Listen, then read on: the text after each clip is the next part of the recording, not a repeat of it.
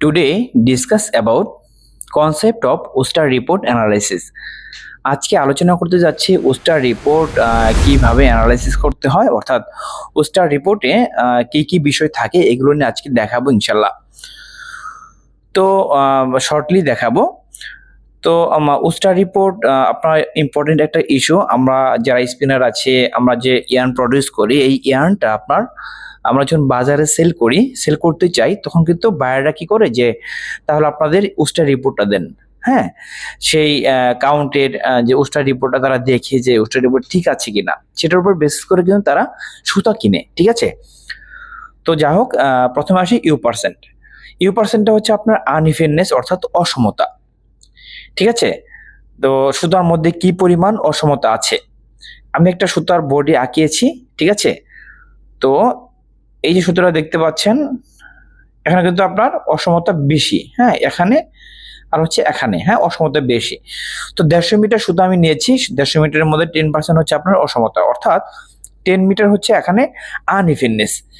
তো একটা জিনিস আমাদের মনে রাখতে হবে যে যদি সুতার মধ্যে আনইভেননেস, অসমতা আপনার বেশি থাকে, সেক্ষেত্রে সেই সুতার কোয়ালিটি খারাপ।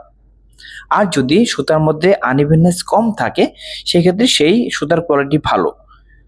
ঠিক আছে, তো এরপর আসি সিভি এর ফুল মিনিং হচ্ছে, আমরা জানি সবাই যে কোএফিসিয়েন্ট অফ ভেরিয়েশন। সিভি পার্সেন্টের সূত্রটা হচ্ছে ইউ% ইন্টু হচ্ছে 1.25, ইউ% ইন্টু হচ্ছে 1.25। তো U% increase then CV% increase. এটা মনে রাখতে হবে যে যদি আপনার ইউ% বেড়ে যায়, তাহলে সিভি%ও বেড়ে যাবে।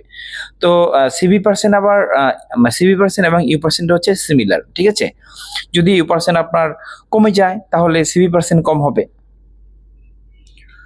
তো এরপর আসি আপনার থিক থিন নিয়ে, আইপিআই ক্যালকুলেশনটা কিভাবে করতে হয়, কিংবা এটা এই যে আপনার রিপোর্টটা, হ্যাঁ, এটা কিন্তু আপনার ওস্টারে আপনার দিয়ে দিলে অটোমেটিক কিন্তু এটা আপনি নিয়ে নেয়। ঠিক আছে, তো যা হোক, থিন হচ্ছে আপনার -40%, -50%, ঠিক হচ্ছে 35%, ঠিক হচ্ছে +50%। তো ন্যাপস হচ্ছে +200%। আর এটা হচ্ছে আপনার ফর রিং, হ্যাঁ, রিং স্পিনিং এর জন্য এটা। আর ন্যাপস +280%, এটা হচ্ছে আপনার রোটর স্পিনিং এর জন্য, কারণ হচ্ছে এটা আপনার কোর্স কাউন্ট থাকে। ঠিক আছে, তো আইপিআই ক্যালকুলেশনটা হচ্ছে আপনার থিন -50%। এটা আমরা এই যে ভ্যালুটা আমরা এখানে যেটা আমরা লিখেছি, হ্যাঁ, এটা আমরা কাউন্ট করবো, হচ্ছে এটা কাউন্ট করবো। হ্যাঁ, থিন -50%, থিক +50%, আর হচ্ছে ন্যাপস 200%। যেহেতু এখানে আমরা রিং স্পিনিং এর জন্য এটা করছি, যদি আপনার রোটর স্পিনিং এর জন্য হয়, তাহলে কিন্তু আপনার 280% হতো। ঠিক আছে, তো এটা হচ্ছে আমরা এইভাবে আইপিআই ক্যালকুলেশন করতে পারি। ঠিক আছে,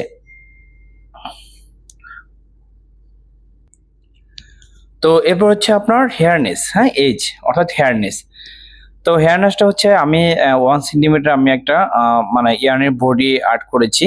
তো এখানে এগুলো হচ্ছে আমি যেটা এভাবে দিয়েছি, এগুলো হচ্ছে আপনার এক্সট্রা ফাইবার। হ্যাঁ, সুতার মধ্যে অনেক সময় কি হচ্ছে এক্সট্রা ফাইবার বের হয়ে থাকে, এটার নাম হচ্ছে আপনার প্রোটিউডিং ফাইবার।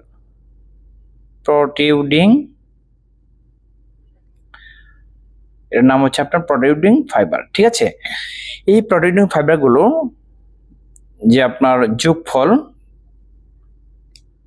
এটা যে যোগফল, এই যোগফলটা আপনার ধরুন হলো 8 সেন্টিমিটার। ঠিক আছে, 8 সেন্টিমিটার, তো ডিভাইড বাই হচ্ছে আপনার 1 সেন্টিমিটার। এটা যদি আমি সেন্টিমিটার কেটে দিই, তাহলে আপনার হবে হচ্ছে 8। হ্যাঁ, তাহলে ফেয়ারনেস হবে আপনার 8। তো এটার আমরা এইভাবে লিখতে পারি, প্রোটিউডিং ফাইবার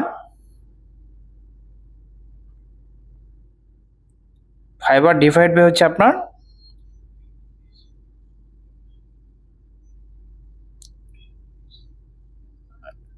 ধরুন 1 সেন্টিমিটার। ঠিক আছে, তো এইভাবে আমরা লিখতে পারি। তো এর আগেও আমি ওস্টার অ্যানালাইসিস রিপোর্ট নিয়ে আলোচনা করেছি, সেগুলো দেখে নেবেন। জাস্ট আমি এটা একটা কনসেপ্ট দেওয়ার জন্য খুব শর্টলি বুঝিয়েছি। তো আজকে এই পর্যন্তই, আশা করি বুঝতে পেরেছেন। পরবর্তীতে নতুন একটি ভিডিও নিয়ে আসবেন ইনশাআল্লাহ। ততক্ষণ ভালো থাকবেন। আল্লাহ হাফিজ।